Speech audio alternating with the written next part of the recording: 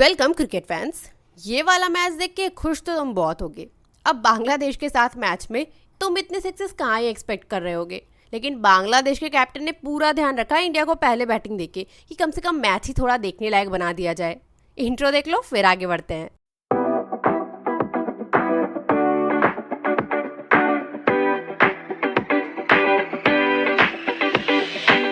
तो बांग्लादेश ने टॉस जीत के कहा कि हम चेस करते हुए हारना पसंद करेंगे तो इंडिया आ गई बैटिंग करने। अब इंडिया बैटिंग करने आई तो, लेकिन पावर प्ले में बैटिंग हो क्यों नहीं पा रही थी वो समझ नहीं आ रहा था। पहली बार बांग्लादेश ने पावर प्ले में इंडिया का 3 विकेट ले लिया था। संजू सैमसन 10 रन पे आउट हो गए।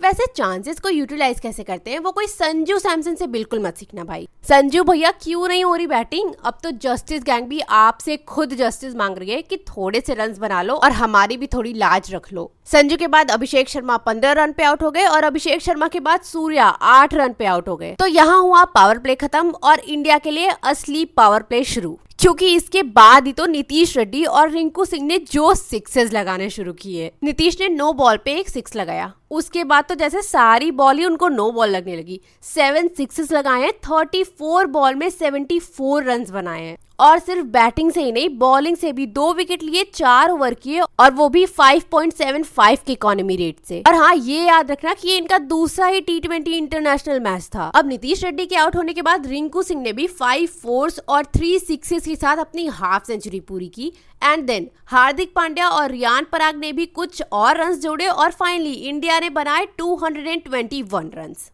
अब इतने रन्स बांग्लादेश के प्लेयर सपने में भी इंडिया के खिलाफ नहीं चेस करते, ये तो फिर भी रियलिटी थी।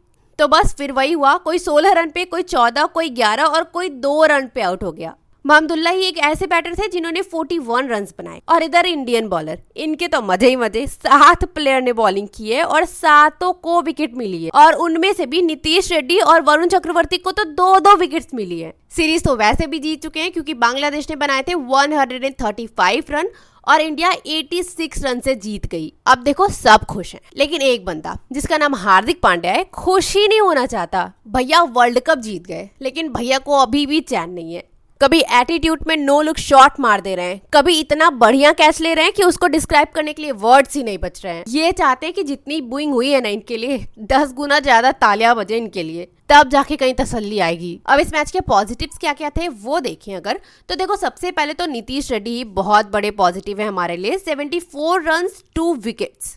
अब ये कहना कि हार्दिक पांड्या की जगह ले सकते हैं या नेक्स्ट हार्दिक पांड्या होंगे वो थोड़ा जल्दी होगा क्योंकि अभी दूसरा ही मैच था, पर बंदे में दम तो है। एंड अगर सेकेंड पॉजिटिव की बात करें तो वो था इंटेंट। T20 वाला पूरा इंटेंट दिखा। 3 विकेट्स पावर प्ले में ही जा चुके थे, लेकिन फिर भी नीतीश रेड्डी और रिंकू सिंह ने सिक्सेस लगाने बंद ही नहीं किए और फिर हार्दिक पांड्या और Riyan Parag back to back sixes लगाए। वैसे ये सब तो हम टेस्ट में कर रहे थे, तो ये तो फिर भी T20 था, तो इंटेंट देख के तो मजा आ ही रहा है इंडियन टीम का। तो ये थे कुछ पॉजिटिव्स मेरे हिसाब से। कुछ रह गया हो तो तुम कमेंट्स में बता देना। अब मैं चलती हूँ, तुम लाइक शेयर एंड सब्सक्राइब कर देना। मिलते हैं अगली वीडियो में। Thank you so much for watching. Bye.